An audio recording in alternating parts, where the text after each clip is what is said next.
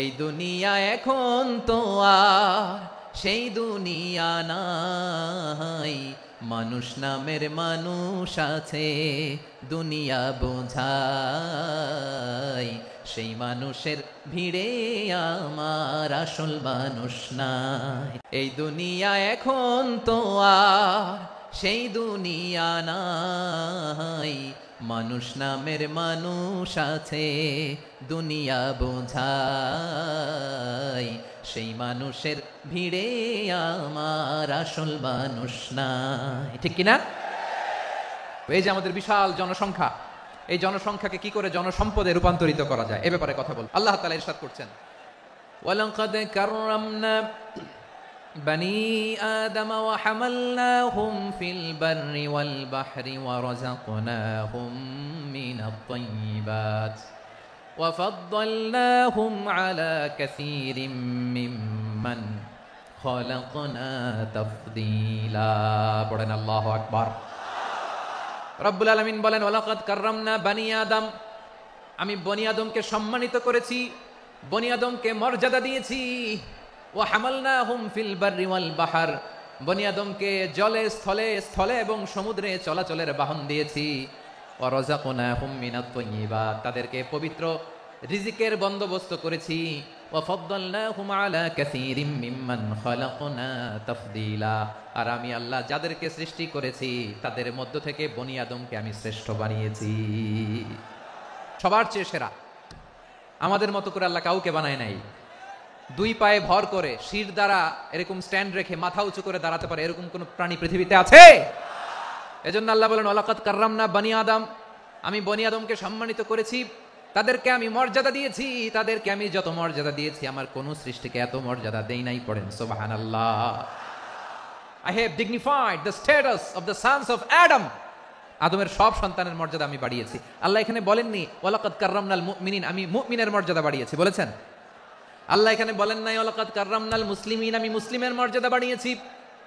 আল্লাহ বলেছেন ওয়ালাকাদ কাররামনা বনি আদম, আমি বনি আদমের সম্মান বাড়িয়েছি। হোক সে মুমিন কিংবা কাফের, মুসলিম কিংবা মুশরিক, আস্তিক কিংবা নাস্তিক, আরব কিংবা অনারব, যেই হোক না কেন আদম সন্তান সবগুলার মর্যাদা বাড়াইয়া দিয়েছে কে? সবার মর্যাদা আল্লাহ বাড়িয়েছেন। মানুষ হিসেবে মর্যাদা। বিশ্বনবী সাল্লাল্লাহু আলাইহি ওয়াসাল্লাম ইহুদির লাশ দেখে দাঁড়িয়ে গেলেন। কার লাশ? ইহুদির লাশ দেখে দাঁড়ায় গেলেন। সাহাবারা বললেন, ইয়া রাসূলুল্লাহ, আপনি দাঁড়ালেন যে, এটা তো ইহুদির লাশ। বিশ্বনবী বললেন, আওয়ালাইসাত নাফসান, এটা কি মানুষ নয়? এটা হোক ইহুদি হোক খ্রিস্টান, এটা তো মানুষ। আমি মানুষ দেখে দাঁড়িয়েছি।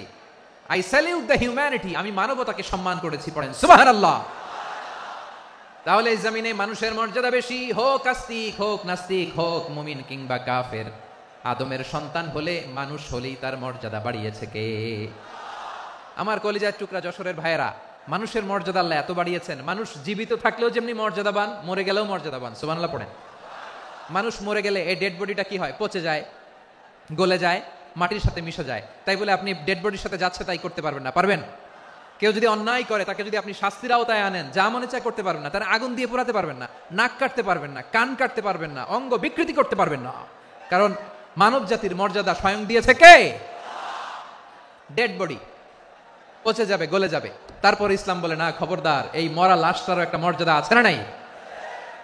ইসলাম বলে এই লাশটা গলে যাবে, পচে যাবে, কিন্তু এটার অমর্যাদা করো না। কর্পূর দিয়ে, খেজুর পাতা দিয়ে, এটাকে ওয়ার্ম ওয়াটার দিয়ে, গরম পানি দিয়ে ধৌত করো। সাদা শুভ্র ধবধবে কাপড় দিয়ে লাশটাকে তুমি কাভার করো। তারপরে খাটিয়ার মধ্যে লাশটাকে রেখে বিশাল একটা প্রোগ্রাম করো, একটা ফিউনারাল প্রোগ্রাম করো। ওই প্রোগ্রামের ডানে বায়ে পেছনে লাশটারে রাখলে হবে না, প্রোগ্রামের একেবারে সামনটাতে তুমি লাশটাকে রাখো। সুবহানাল্লাহ। একটা ফিউনারাল প্রোগ্রাম করতে হবে, তাকে শেষ বিদায় জানাতে হবে, যেটাকে আমরা জানাজা বলি। কি বলি? জানাজা মানে মাইয়েতের জন্য দোয়া, তার জন্য দোয়া করা হয়। তাকে একটা সিস্টেমেটিক অর্ডারে কবরে রাখা হয়, সুন্দরভাবে সেটাকে কবরস্থ করা হয়, মাটি দেয়া হয়, পানি দেয়া হয়। তার মানে মরে গেলেও মানুষের সম্মান বাড়াই দিয়েছে কে? এজন্য আল্লাহ বললেন, ওয়ালাকাদ কাররামনা বনি আদম, বনি আদমের সম্মান মর্যাদা আমি আল্লাহ বাড়িয়ে দিয়েছি। মানুষের সম্মানে তুমি কখনো আঘাত করো না। ঠিক কিনা? তাহলে ভাই, প্রথম মেসেজ হচ্ছে, the first and foremost message tonight to the people of Jessore. Allah বলেন, I have dignified the status of son of Adam, আমি বনি আদম সবার মর্যাদা বাড়িয়ে দিয়েছি। হোক আস্তিক নাস্তিক, হোক কাফের কিংবা মুশরিক, তার মর্যাদা বাড়াই দিছে কে? যখন বন্যা হয় আমরা ত্রাণ নিয়ে যাই, আমরা শুধু মুসলমানদেরকে ত্রাণ দেই নাকি? হ্যাঁ, আমরা মুসলমানকেও দেই, অমুসলমানকেও দেই, হিন্দুকেও দেই, বৌদ্ধকেও দেই। যেখানেই মানবতা বিপন্ন সেখানে ইসলামের হেল্পিং হ্যান্ড আছে না নাই? সুবহানাল্লাহ, কি দিন আমরা পেয়েছি, কি বিধান আমরা পেয়েছি। ওয়ালাকাদ কাররামনা বানি আদম, আমি বনি আদমকে সম্মানিত করেছি। এরপর আল্লাহ বললেন ওয়া হামালনাহুম ফিল বাররি ওয়াল বাহর, জলে স্থলে আমি চলাচলের যানবাহনের ব্যবস্থা করেছি। আমরা স্থলে ঘোড়ার উপরে চড়ি, উটের উপরে চড়ি, গাড়ির উপরে চড়ি। এই যে গাড়ির ইঞ্জিন বানাইছি আমরা, এটার মেধা দিয়েছে কে? আবার সাগরের মধ্যে আমরা নৌযান, জলযান, বড় বড় জাহাজ দিয়ে এক মহাদেশ থেকে আরেক মহাদেশ যাই, এক দেশ থেকে মালামালগুলো আরেক দেশে পাঠাই। সাগরের ভেতরে নৌকাগুলোরে ধরে রাখলো কে? ওয়াল ফুলকিল্লাতী তাজরি ফিল বাহরি বিমা ইয়ানফাউন নাস, মানুষের উপকার আছে এরকম সরঞ্জামাদি নিয়ে সাগরের উপরে বিশাল বিশাল জলযানগুলো চলে। এগুলো ডুবে যায় না, কাত হয়ে যায় না, পড়ে যায় না। এগুলোকে স্থিতিস্থাপকতাকে ঠিক করে রাখলো কে? আপনারা জাহাজ দেখেছেন, জাহাজ দেখছেন? বিশাল বিশাল জাহাজ, বিশাল জাহাজ মালামাল নিয়ে এক মহাদেশ থেকে আরেক মহাদেশে যায়। গত মাসে আমার জাপান সফর ছিল। এই যে বাংলাদেশে যে গাড়িগুলো চালান, বেশিরভাগ গাড়ি আসে কিন্তু জাপান থেকে। হাজার হাজার গাড়ি একটা জাহাজ বহন করতে পারে, হাজার হাজার গাড়ি। এটার সাগরের মধ্যে ভাসাইলো কে? হাজার হাজার গাড়ি নিয়ে জাপানিজ গাড়িগুলো আমাদের চট্টগ্রামের এয়ারপোর্টের বন্দরে ভিড়ে। যুক্তরাষ্ট্রে আমি দেখেছি বিশাল বিশাল জাহাজ। আপনারা টাইটানিক জাহাজের নাম শুনেছেন? টাইটানিক জাহাজের 8 গুণ 10 গুণ বড় একটা জাহাজ আছে, আইকন অফ দ্য সি, আমি দেখে এসেছি। রয়্যাল ক্যারিবিয়ান দেখে এসেছি। সাগরের সামনে জেটিতে যখন দাঁড়ালাম, জাহাজটা যখন যায় আমার মনে হচ্ছে একটা শহর, গোটা শহর, the entire city is floating on the water.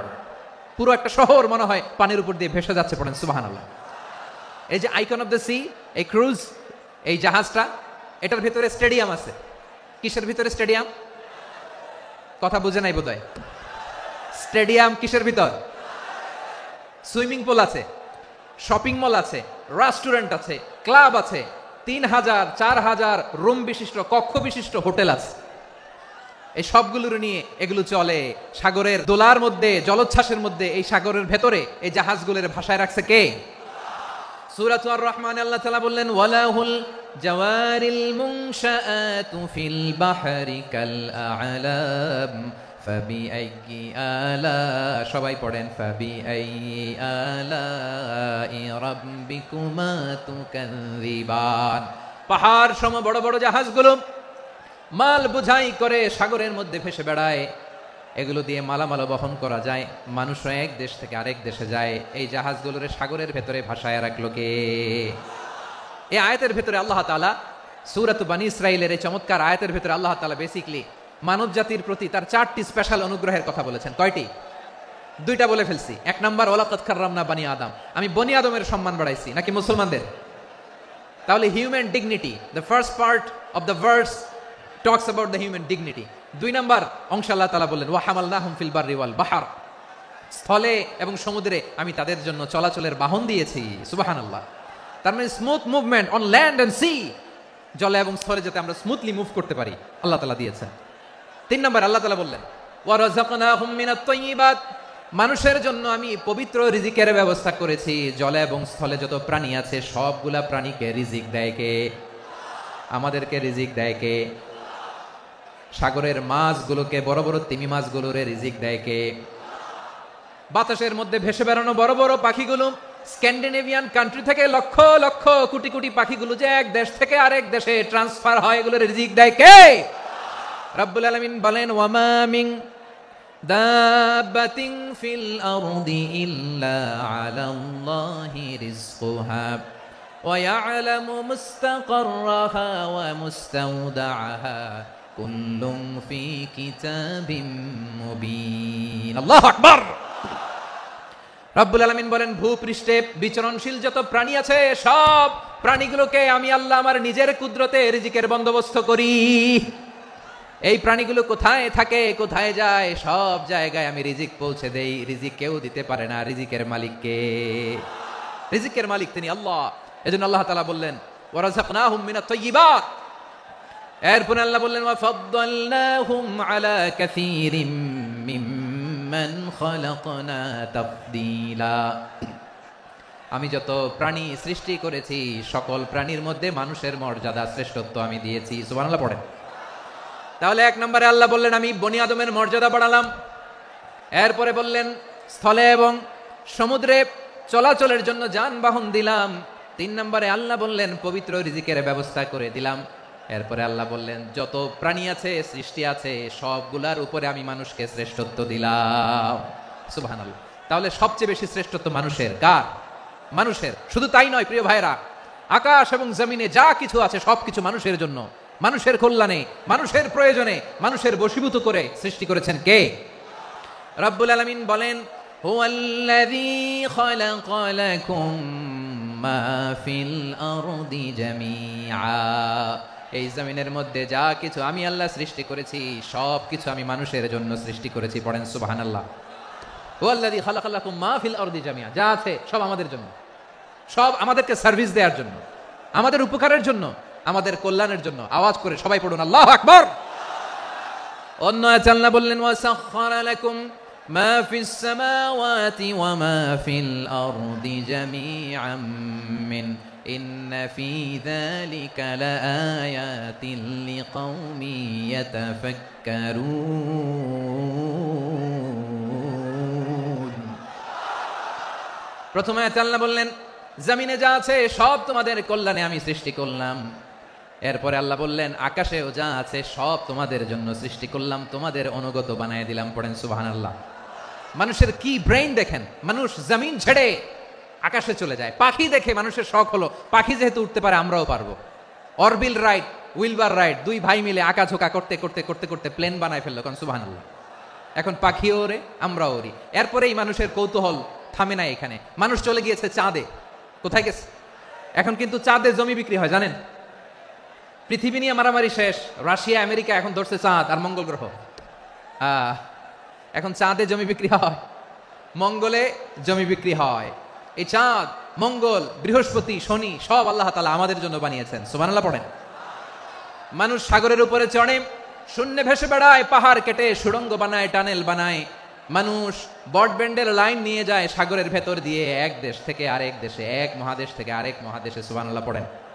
তার মানে গোটা বিশ্বের সবকিছুর উপরে control, superiority over all creatures, সবকিছুর উপর কন্ট্রোল, মনিটরিং, নিয়ন্ত্রণ এটা প্রতিষ্ঠা করে দিয়েছে কে? এজন্যই মানুষের শ্রেষ্ঠত্ব। ওয়ালাকাদ কাররামনা বানি আদম। আমি বনি আদমের সম্মান বাড়িয়েছি, মর্যাদা আমি বাড়িয়ে দিয়েছি এই কারণে, কারণ মানুষ সবকিছুর উপর নিয়ন্ত্রণ নিতে পারে। মানুষকে নিয়ে এই কোরআনের সব আলোচনা, মানুষকে নিয়ে এই কোরআনের সব। তাই কোরআনের কেন্দ্রীয় আলোচ্য বিষয় হচ্ছে মানুষ। মানুষকে আল্লাহ স্বাধীনতা দিয়েছেন। ফামান শাআ ফালিউমিন ওয়া মান শাআ ফালিয়াকফুর।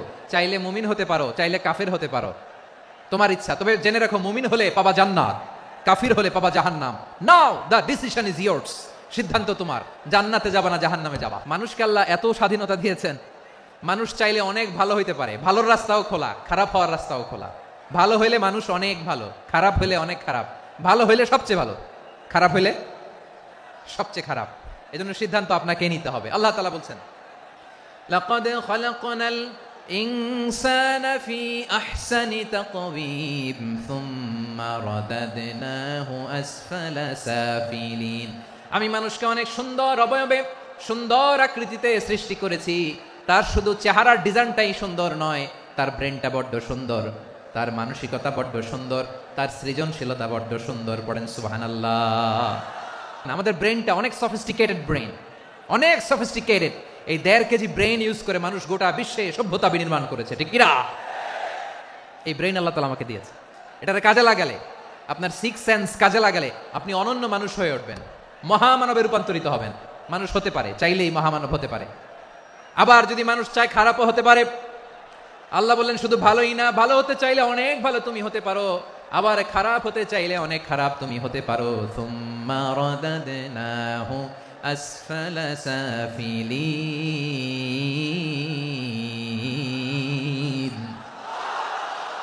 খারাপ হলে একেবারে খারাপ হতে পারো, নিকৃষ্ট হলে একেবারে নিকৃষ্ট হতে পারো, ভালো হলেও ভালো হতে পারো। মানুষ শ্রেষ্ঠত্বে ফেরেশতাকে ছাড়িয়ে যায়, আর অধপতনে সে পশুকেও হার মানায়। এটার প্রমাণ কি? মানুষ শ্রেষ্ঠ হইলে যে ফেরেশতার চেয়েও সেরা, তার প্রমাণ কি? আল্লাহ তাআলা বলছেন وَإِذْ قُلْنَا لِلْمَلَائِكَةِ اسْجُدُوا لِآدَمَ فَسَجَدُوا إِلَّا إِبْلِيسَ আবা ওয়াস্তাকবারা ওয়া কানা মিনাল কাফিরিন। আল্লাহ বলেন, স্মরণ করো সে সময়ের কথা যখন আমি ফেরেশতাদেরকে বললাম, ও ফেরেশতারা আদমকে সেজদা দাও। সব ফেরেশতারা সম্মান সূচক সেজদা আদমকে দিল। তারা আদমের জন্য সেজদায় লুটিয়ে পড়লো, একজন ছাড়া, তার নাম ইবলিস। আওয়াজ করে বলেন, তার নাম কি? সে অহংকার প্রদর্শন করলো, সে কাফের হয়ে গেল। বাকি সব ফেরেশতারা সেজদা দিল। সুবহানাল্লাহ। আবার আদম আলাইহিস সালামকে আল্লাহ জিজ্ঞেস করলেন, সব বলে দিল উত্তর, কিন্তু ফেরেশতাদেরকে একই প্রশ্ন জিজ্ঞেস করলেন, তারা উত্তর করতে পারে নাই। তার মানে এর মধ্য দিয়ে প্রমাণিত হয়, মানুষ ভালো হলে ফেরেশতার চেয়েও ভালো, ফেরেশতার চেয়েও মানুষের মর্যাদা বাড়িয়ে দিয়েছে কে? সব নূরের ফেরেশতা যখন মাটির আদমকে সেজদা দেয়, এটা প্রমাণ করে ফেরেশতার চেয়েও মানুষের মর্যাদা বাড়িয়ে দিয়েছে কে? তুমি মাটির আদমকে প্রথম সৃষ্টি করিয়া ঘোষণা করিয়া দিলে শ্রেষ্ঠ বলিয়া, তাই তো নূরের ফেরেশতা করে আদমকে সেজদা। ঠিক কিনা বলেন? তাই তো নূরের ফেরেশতা করে আদমকে সেজদা। সবার চেয়ে সম্মান দিলে মাটির আদমকে। আল্লাহু আল্লাহু তুমি জাল্লে জালালুহু, শেষ করা তো যায় না গে তোমার গুণগান। পড়েন না? পড়েন। আল্লাহু আল্লাহু তুমি জাল্লে জালালুহু, শেষ করা তো যায় না গে তোমার গুণগান। আল্লাহু আল্লাহু। আল্লাহু আকবার। আদমের মর্যাদা বেশি, মানুষের মর্যাদা বেশি। মানুষ শ্রেষ্ঠ তার প্রমাণ নূরের ফেরেশতা মাটির আদমকে সেজদা করে। আওয়াজ করে বলেন ঠিক কিনা? তাহলে মানুষ ভালো হলে ফেরেশতার চেয়ে ভালো। আবার মানুষ যদি খারাপ হয়, সে পশুর চেয়েও খারাপ। অধপতনে পশুত্বকে হার মানায়। তার প্রমাণ কি? তার প্রমাণ হচ্ছে, যশোরের ভাইরা দেখবেন পত্রিকায় নিউজ পেপারে মাঝে মাঝে এরকম দেখা যায়, এক মানুষ আরেক মানুষকে হত্যা করে 20 টুকরা করে বস্তার ভিতরে ভরেছে। আচ্ছা, বুঝে থাকলে আওয়াজ করে বলেন, কোনদিন শুনছেন একটা হাতি আরেকটা হাতিকে হত্যা করে 20 টুকরা করছে, এরপরে বস্তার ভিতরে ভরছে? হয়েছে? তাহলে দেখেন, মানুষ যদি খারাপ হয়, সে পশুকেও হার মানায়। চিল্লায় বলো ঠিক কিনা? এমনও দুশ্চরিত্র মানুষ আছে যার যার নজর থেকে 6 মাসের ছোট্ট মেয়ে থেকে শুরু করে 80 বছরের বৃদ্ধারাও নিরাপদ নয়। পশুকেও হার মানায়। মানুষের ঘর জ্বালিয়ে পুড়ে মেসাকার করে দেয়, জনপদের পর জনপদ জ্বালায় দেয়। এরকম আছে না নাই? গাজার মধ্যে যে অ্যাটাক করেছে, এরা মসজিদ মানে নাই, মসজিদে বম ফেলেছে। এরা খ্রিস্টানদের চার্চ, গির্জা মানে নাই, গির্জায় বম ফেলেছে। পৃথিবীর ইতিহাসে never happened in the history of the world that someone bombed on a hospital, on an ICU center. এমন হাসপাতাল যেখানে আইসিইউ রোগীরা আছে, ওই হাসপাতালের উপরও ইসরায়েলি সৈনিকেরা বোমা মেরেছে। জোরে বলেন ঠিক কিনা? এরা মানুষ? আওয়াজ করে বলেন, এরা মানুষ না। প্রিয় ভাইয়েরা, চোখ কান নাক মুখ থাকলেই মানুষ না। যা সামনে দেখেন এগুলো সব মানুষ না, এগুলো জনসংখ্যা। এগুলো কি? সবাই বলুন, এগুলো কি? বাড়ছে জনসংখ্যা, কমছে মানুষ। এই দুনিয়া এখন তো আর সেই দুনিয়া নাই, মানুষ নামের মানুষ আছে দুনিয়া বোঝাই, সেই মানুষের ভিড়ে আমার আসল মানুষ নাই। ঠিক কিনা? আসল মানুষের বড্ড অভাব, আসল মানুষের বড্ড অভাব। আমার ভাইয়েরা, মানুষ খারাপ হলে পশুকেও হার মানায়। আচ্ছা, আওয়াজ করে বলেন, যে ইসরায়েলি সোলজাররা উপর থেকে বোমা মারলো, তারাও মানুষ? তারাও কি? ওরাও রক্তে মাংসে মানুষ, ওদেরও পরিবার আছে। বোমা মেরে যেই মেয়েটাকে তারা অনাথ বানায়, ইয়াতিম বানায়, ও কিন্তু বাসায় ওর মেয়েটাকে রেখে আসছে। ঠিক কিনা বলেন?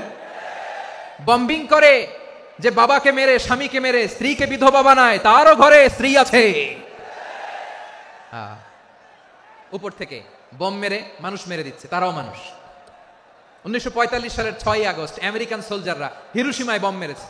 আমি নিজে দেখে এসেছি জাপানের হিরোশিমাতে।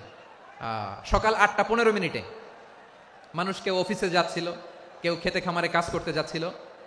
লিটল বয় নামে একটা বোম মেরেছে তারা। এই বোমের আঘাতে, পারমাণবিক এই বোমার রেডিয়েশনে আঘাতে বোম ব্লাস্ট হওয়ার পরে মুহূর্তের মধ্যে 1,40,000 নাই। উপর থেকে যারা মারতেছে এরাও মানুষ, যাদেরকে মারলো তারাও। তার মানে মানুষে মানুষে পার্থক্য আছে না? নেই? মানুষে মানুষে পার্থক্য আছে। নাক কান চোখ মুখ থাকলেই মানুষ নয়। বাড়ছে জনসংখ্যা, কমছে মানুষ। চিল্লায় বলো ঠিক কিনা? ভালো মানুষ যারা জগৎটাকে এনলাইটেন করবে, যারা সত্যের বীর সেনানী হয়ে দাঁড়াবে, যারা সত্যের পক্ষে কথা বলবে, যারা জালিমের মসনদকে ভেঙে খান খান করে দেবে। এরকম হওয়ার দরকার আছে না নাই? এরকম ভালো মানুষ আমরা হতে চাই কি চাই না? মানুষকে যত্ন নিলে মানুষ যে কত ভালো হয় আপনি কল্পনাও করতে পারবেন না। মানুষকে নার্চারিং করলে, মানুষকে পলিশ করলে, মানুষকে গ্রুমিং করলে, মানুষকে সঠিক তারবিয়া দিলে মানুষ অনন্য হয়ে ওঠে। প্রতিটি মানুষ অনন্য। আমি অনন্য, আপনি অনন্য, আমরা সবাই অনন্য। সুবহানাল্লাহ বলেন। মানুষকে আল্লাহ তাআলা দিয়েছেন অসীম ক্ষমতা, অসীম ক্ষমতা। সুবহানাল্লাহ। একটা মানুষ পারে না এমন কিছু নাই, বিশ্বাস করতে হবে। মানুষ যা কল্পনা করতে পারে ওইটা মানুষ করে দেখাতে পারে। তুমি তোমার কল্পনার রাজ্যকে সাজাও, তোমাকে হারাতে পারে এমন কোন শক্তি আল্লাহর জমিনে নাই। তোমার কি শক্তি, কি সম্ভাবনা তুমি জানোই না মিয়া। তুমি এদিকে তাকাও কেন? তোমার রাস্তা তো ওই দূরে। তুমি কোথায় যাবে, আল্লাহ তোমার টেনে কোথায় নিয়ে যাবে তুমি কিছুই জানো না। Plan big, dream big. কল্পনার শক্তিকে বড় করো। মানুষ যা কল্পনা করতে পারে মানুষ তা করে দেখাতে পারে। মানুষের কাছে অসাধ্য কিছু নাই, মৃত্যু ছাড়া, এক্সেপ্ট ডেথ। মৃত্যু ছাড়া মানুষ সবকিছুকে জয় করতে পারে। তোমার জন্ম হয়েছে জিতার জন্য, বিজয়ের জন্য তোমার জন্ম। মানুষের শুরুটাই হয় বিজয় দিয়ে। আমরা যখন আমার পিতার পৃষ্ঠদেশে ছিলাম, পিতার পৃষ্ঠদেশ থেকে শুক্রাণু যখন মায়ের গর্ভদেশে যেয়ে পড়ে, কতটা শুক্রাণু ভ্রমণ শুরু করে জানো? 20 কোটি শুক্রাণু। একবার সিমেন আউট হলে সেখানে 20 কোটি শুক্রাণু থাকে, ভ্রমণ শুরু করে। ওই 20 কোটি শুক্রাণুর মধ্যে থেকে তুমি আমি আজকে এক বিকশিত শুক্রাণু মানব রূপে পৃথিবীতে এসেছি। সুবহানাল্লাহ।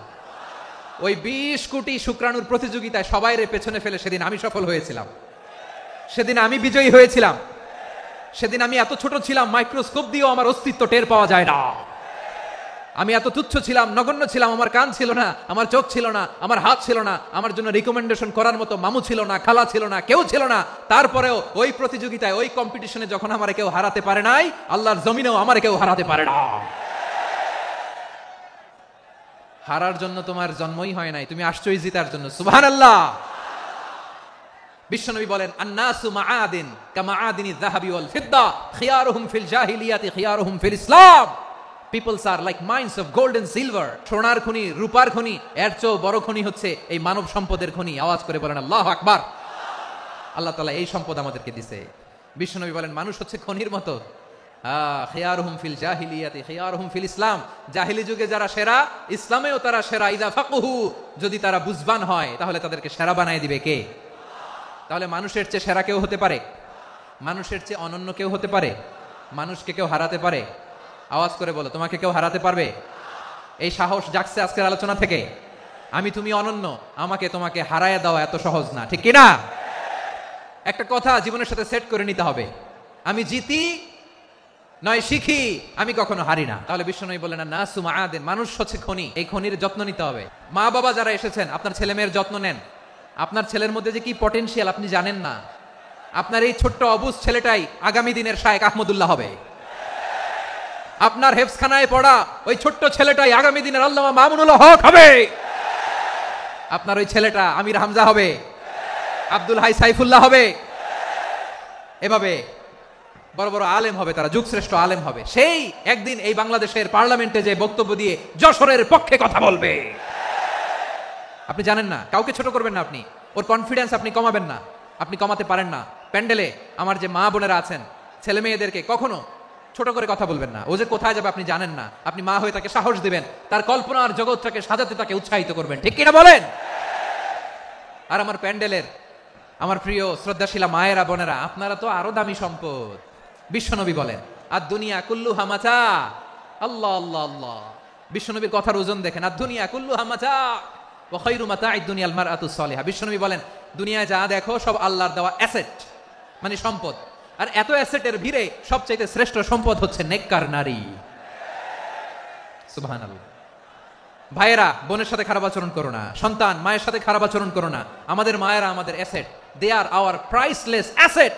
কারণ এই মায়েদের পেটে এসেছে আল্লাহর ওলিরা, এই মায়েদের পেটে এসেছে খান জাহান আলী, এই মায়ের পেটে এসেছে শাহজালাল ইয়ামানি, এই মায়ের পেটে এসেছে আল্লাহর সব নবীরা। নাকি নবীরা আকাশ থেকে ধপ করে জমিনে নেমে আসছে? মায়ের পেটে আসছে। এই মায়ের পেটগুলো খনি। আমার সম্মানিতা মায়েরা বোনেরা, নিজেকে ইসলাম দিয়ে সাজান, নিজেকে পবিত্র রাখুন, নিজের আব্রু ইমান ইজ্জতের হেফাজত করুন, কোরআন পড়ুন, সুন্নাহ পড়ুন। আপনি জানেন না আপনার গর্ভে কে আসছে, কোন ক্ষণজন্মা পুরুষকে আল্লাহ তাআলা আপনার গর্ভে পাঠাবে আপনি জানেন না। মায়েরা নিজেদেরকে পবিত্র রাখুন, ইসলাম চর্চা করুন, কোরআন চর্চা করুন, নৈতিকতা দিয়ে নিজেকে সাজান। যশোরের জেনজি নিজেদেরকে প্রস্তুত রাখো আগামীর বাংলাদেশের জন্য। নৈতিকতা, মোরালিটি, ভ্যালিউজ দিয়ে নিজেকে সাজাও, ইসলাম দিয়ে নিজেকে সাজাও, কারণ আগামীর বাংলাদেশ ইসলামের বাংলাদেশ। বাংলাদেশের আসল পরিচয় ইসলাম। বাংলাদেশের আসল পরিচয় কি? সবাই বলে না, আওয়াজ করে, এদেশের আসল পরিচয়। এদেশে আজান শুনে সূর্য ওঠে শহর গ্রামে, এদেশে আজান শুনে সূর্য ডুবে সন্ধ্যা নামে, এদেশে সকল কাজে সবাই বলে বিসমিল্লাহ, এদেশে ভালো কিছু দেখে শুনে হাসি মুখে সবাই বলে মাশা আল্লাহ, সুবহানাল্লাহ সুবহানাল্লাহ সুবহানাল্লাহ সুবহানাল্লাহ সুবহানাল্লাহ সুবহানাল্লাহ সুবহানাল্লাহ সুবহানাল্লাহ। ও নবীন তরুণ তোমার কিসের এত ভয়, জেনে রেখো বাংলাদেশের আসল পরিচয়। বাংলাদেশের আসল পরিচয় ইসলাম। আওয়াজ তুলে বলো, আসল পরিচয় কি? এদেশে পরস্পরে দেখা হলে দেয় সালাম, এদেশে আমজনতার হৃদয় জুড়ে পাক কালাম, ঠিক না? এদেশে বিপদ এলে সর্বজনে সর্বক্ষণে দোয়া পড়ে ইন্না লিল্লাহ সুবহানাল্লাহ সুবহানাল্লাহ সুবহানাল্লাহ সুবহানাল্লাহ।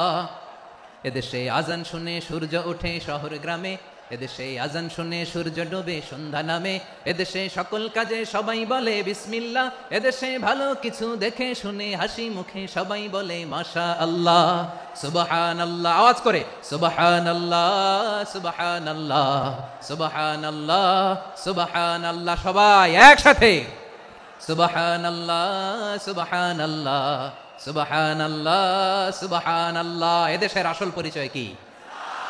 আওয়াজ করে বলতে ভয় লাগে। এদেশের আসল পরিচয় কি? ইসলাম দিয়ে আমাদের সংসদ ভবন চলুক, আমরা চাই কি চাই না? বঙ্গভবনে লা ইলাহা ইল্লাল্লাহর পতাকা উড়ুক, আমরা চাই কি চাই না?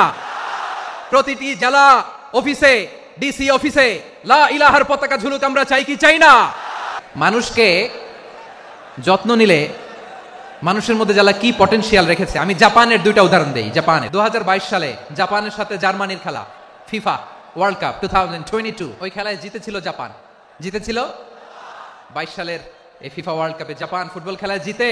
As a part of their celebration তারা খেলার পরে পুরো স্টেডিয়ামটারে ক্লিন করে, the fan base of Japan, lakh lakh মানুষ খেলা দেখতে যায়, তো এত ডাস্টবিনও তো নাই, তো যারা ডাস্টবিনে জায়গা পায় নাই তারা এই যে চকলেটের প্যাকেট, পানির বোতল, চিপসের প্যাকেট তারা এদিকে সেদিকে রেখে দিয়েছে।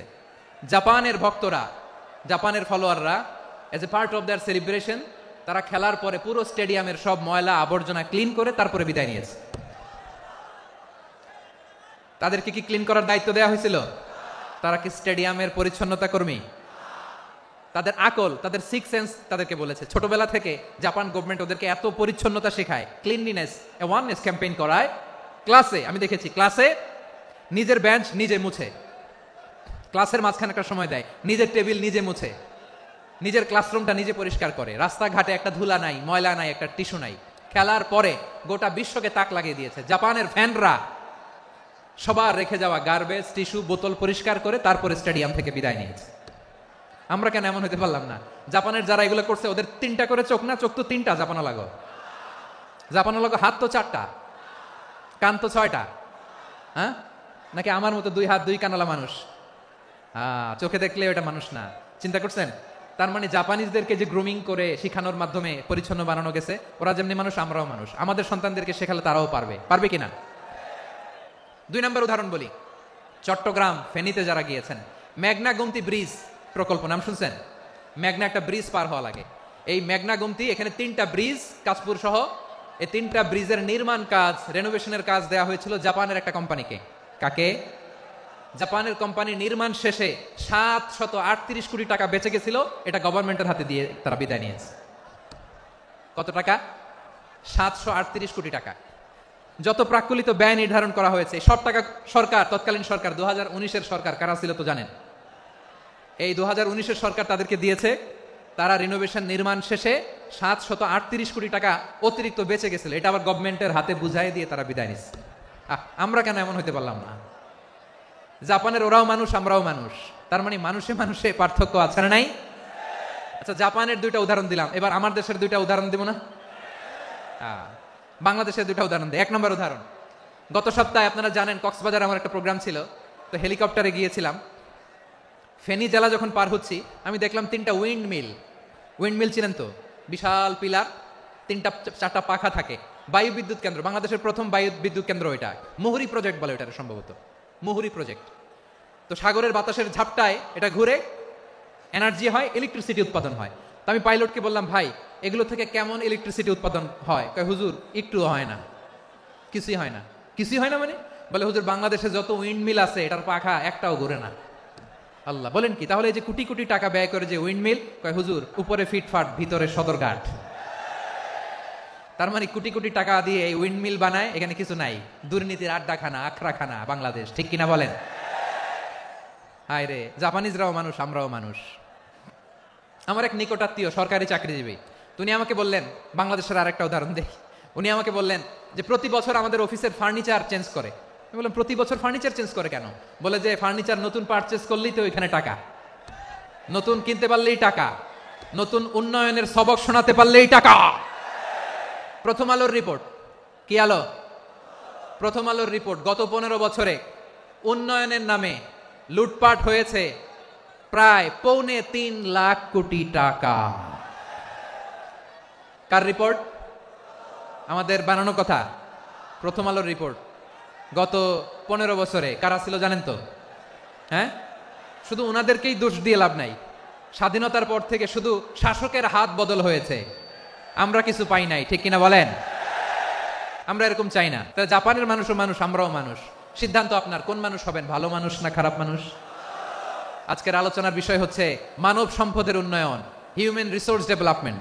It's a process to increase the capacity of knowledge, skill, capacity of the people of a country. একটা দেশের মানুষের জ্ঞান, তাদের দক্ষতা কি করে বাড়ানো যায়, বাড়িয়ে দেশের উন্নয়ন করানো যায়, এটাই হচ্ছে মানব সম্পদ উন্নয়নের মূল কথা। তাহলে মানব সম্পদ হচ্ছে একটা দেশের সবচাইতে শক্তিশালী পুঁজি। প্রাকৃতিক সম্পদ, খনিজ সম্পদের চেয়েও দামি হচ্ছে মানব সম্পদ। আল্লাহ তাআলা দয়া করে আমাদেরকে এই মানব সম্পদ দিয়েছেন। আসুন আমাদের এই মানুষগুলোকে আমরা সোনার মানুষ বানাই। রাজি আছেন তো সবাই? রাজি আছেন? মানুষ পারে না এমন কোনো কিছু নাই, চাইলে সব পারে। এজন্য মানুষকে তারবিয়া দিতে হবে, যথাযথভাবে তাদেরকে গড়তে হবে। আসুন আমরা সিরাতের আয়নায় বিশ্বনবীর জীবনী থেকে দেখি তিনি কিভাবে হিউম্যান রিসোর্সকে ম্যানেজ করতেন। বিশ্বনবী, he was a very good talent hunter, চৌকস ট্যালেন্ট হান্টার ছিল। কার মধ্যে কি ট্যালেন্ট আছে দেখলেই বুঝে ফেলতেন। সুবহানাল্লাহ পড়বেন না? কি নবী আমরা পেয়েছি! He was a very good talent hunter. আমার নবী তিনি চৌকস ট্যালেন্ট হান্টার ছিলেন। কার মধ্যে কি প্রতিভা বের করতেন, ওই প্রতিভাকে ইসলামের কল্যাণে কাজে লাগাতেন। যাকে যেই জায়গায় সেট করলে ভালো হবে তাকে ওই জায়গায় সেট করতেন। কয়েকজন সাহাবীর জীবনী শোনাই। আবু মাহজুরা রাদিয়াল্লাহু তাআলা আনহু, মক্কার মুয়াজ্জিন, আগে ছিল মুশরিক, পরে হয়েছে মুমিন। উনি কিভাবে মুমিন হইলেন এই ঘটনাটা একটু আপনাদের শোনাতে চাই। আবু মাহজুরা রাদিয়াল্লাহু তাআলা আনহু কিভাবে মুসলিম হলেন, আওয়াজ করে শুনেন। হুনাইনের যুদ্ধ, 8ম হিজরি, বিষ্ণু ঈসা ইসলাম হুনাইনের যুদ্ধ শেষে ফিরতেছেন। পথিমধ্যে বেলাল রাদিয়াল্লাহু তাআলা আনহু আজান দিচ্ছেন। কি দিচ্ছেন? তো পাশে ছিল মুশরিকদের একটা পল্লী, কিছু মুশরিক তরুণ, কিছু অমুসলিম কিশোর, তারা আজানকে ব্যঙ্গ করতেছে। আমাদের বাংলায় মুখ ভেঙ্গানো বলে আর কি। বেলাল রাদিয়াল্লাহু তাআলা আনহু আজান দিচ্ছেন, ওই বাচ্চাগুলো মুশরিক, তো ওরা আজানকে ব্যঙ্গ করতেছে, বিকৃতি করে ওরাও আজান দিচ্ছে। উদ্দেশ্য হচ্ছে আজানকে নিয়ে ঠাট্টা করা। উদ্দেশ্য কি? ঠাট্টা করা। ব্যাপারটা মনে কষ্ট পাওয়ার মতো ব্যাপার না? কিন্তু বিশ্বনবী ওইখানে দেখেন কি খুঁজলেন। বিশ্বনবী খেয়াল করলেন অমুসলিম কিশোরদের মধ্যে থেকে একটা কিশোরের গলাটা বড় দরাজ গলা, কণ্ঠটা বড় সুন্দর। খেয়াল করে দেখলেন যে কিছু কিশোর বেলালের আজানকে ব্যঙ্গ করে, বিকৃতি করে, কিন্তু একজনের কণ্ঠ দেখতে পাচ্ছেন না এত দূরে, কিন্তু কণ্ঠটা বড় সুন্দর, দরাজ গলা। বিশ্বনবী সাহাবীদেরকে বললেন, ধরো এগুলারে, ধরো। সবগুলারে ধরে বিশ্বনবীর সামনে আনা হলো। ওরা হাঁটু গেড়ে বসলো। বিশ্বনবী বললেন, তোমাদের মধ্যে কে যেন ব্যঙ্গ করে আজান দিচ্ছিল, তার গলাটা বড় উঁচু, গলার বেসটা বড় মজবুত, মেলোডিয়াস, সুমধুর কণ্ঠ, কে? আবু মাহজুরা বলে, আমার বন্ধুরা সবাই আমার দিকে আঙ্গুল দেখায়, আমি পড়ে গেছি বিপদে। রাসূল সাল্লাল্লাহু আলাইহি ওয়াসাল্লাম বাকি অমুসলিম তরুণদেরকে ছেড়ে দিলেন, বললেন তোমরা যাও। এবার আবু মাহজুরারে পাইছে। আবু মাহজুরার চুলের মধ্যে হাত দিলেন বিশ্বনবী, মাথায় হাত দিয়ে বললেন, এবার আজান দাও দেখি। আবু মাহজুরা বলে, আমি তো আজান দিতে জানি না, কারণ আমি তো বেলালেরটা শুইনা দিছি, আমার তো মুখস্থ নাই, আমি তো আজান দিতে জানি না। বিষ্ণু বললেন, জানো না? তাহলে আসো, আমি তোমারে শিখাই দেই। সুবহানাল্লাহ পড়েন। আবু মাহজুরা হাঁটু গেড়ে বসে, বিশ্বনবীর মোবারক হাত আবু মাহজুরার চুলের মধ্যে। বিশ্বনবী আজানের মুআল্লিম, আবু মাহজুরাকে বলতেছে, ঠিক আছে তোমারে শিখাই দিচ্ছি, আমি যা যা বলবো আমার সাথে সাথে বলো, পারবা? আবু মাহজুরা বলে, পারবো। বিশ্বনবী আজান দিচ্ছেন, মাথায় হাত দিয়ে আল্লাহু আকবার, আল্লাহু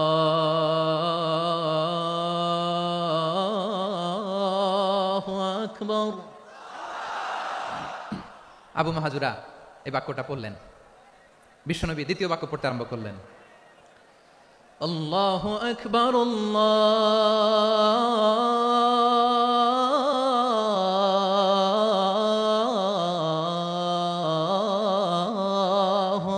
আকবার।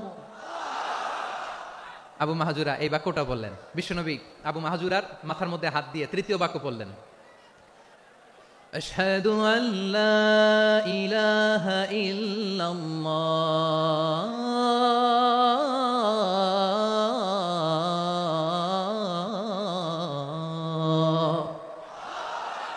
আবু মাহজুরা তৃতীয় বাক্য পড়লেন। বিশ্বনবী একটা বাক্য পরে আবু মাহজুরা পরে, বিশ্বনবী পরে আবু মাহজুরা পরে। আবু মাহজুরা কিন্তু অমুসলিম, মুশরিক। আবু মাহজুরা বলে, এক একটা বাক্য পড়ি আমার কলিজাটা গলে ঠান্ডা হয়ে যায়। এতদিন মোহাম্মদকে গালি দিতাম, এখন মোহাম্মদ আমার মাথায় যখন হাত রাখছে আমার সারা শরীর ঠান্ডা হয়ে গেছে। বিশ্বনবী আজান শিখাচ্ছেন, একটা একটা বাক্য পড়ে আবু মাহজুরাও পড়ে, বিশ্বনবী পড়ে আবু মাহজুরাও পড়ে। পুরো বাক্যগুলো যখন শেষ, আজান শেষ, আবু মাহজুরাও যখন পুরো আজান পড়লেন, আবু মাহজুরা বললেন, এতদিন মোহাম্মদের চেহারা দেখলে আমার ঘৃণা লাগতো, আজ থেকে মোহাম্মদের চেহারার চেয়ে প্রিয় চেহারা আমার কাছে নাই। আবু মাহজুরা বললেন, ও মোহাম্মদ, আজানের বাক্য তো আপনি আমারে শেখালেন, এখানেই শেষ করবেন না, আপনি আমারে পড়ায় দেন, লা ইলাহা ইল্লাল্লাহু মুহাম্মাদুর রাসূলুল্লাহ সাল্লাল্লাহু আলাইহি ওয়াসাল্লাম। বিশ্বনবীর সাথে দাঁড়িয়ে উনি শাহাদা পড়ে মুসলমান হয়ে গেলেন। এবার আবু মাহজুরা বলে, ইয়া রাসূলুল্লাহ, ইয়া হাবিবাল্লাহ, আমি মুমিন হয়েছি, মুসলমান হয়েছি, আপনার কাছ থেকে আজান শিখার সৌভাগ্য আমি লাভ করেছি গো নবী। আমার কণ্ঠের বড় তারিফ করেছেন আপনি, আমার আজানকে আপনি পছন্দ করেছেন। একটা জিনিস আপনার কাছে চাই, আপনি আমাকে মক্কার মসজিদুল হারামের মুয়াজ্জিন হিসেবে অ্যাপয়েন্ট করে দে। বিষ্ণু ইসা ইসলাম বললেন, যাও আবু মাহজুরা, আমি তোমাকে পৃথিবীর শ্রেষ্ঠতম মসজিদ মক্কার মসজিদুল হারামের মুয়াজ্জিন হিসেবে অ্যাপয়েন্ট করে দিলাম। দেখছেন কিভাবে ট্যালেন্ট হান্টিং করতে হয়, কিভাবে হিউম্যান রিসোর্স মানব সম্পদকে ব্যবহার করতে হয়। আসছিল আজানকে ভেঙাইতে, আসছিল কেন? আজানকে ব্যঙ্গ করার জন্য, বিকৃত করার জন্য। আজানকে বিকৃত করতে যে ইসলামের সবচেয়ে শ্রেষ্ঠ মসজিদের মুয়াজ্জিন হয়ে গেল। পড়েন সুবহানাল্লাহ।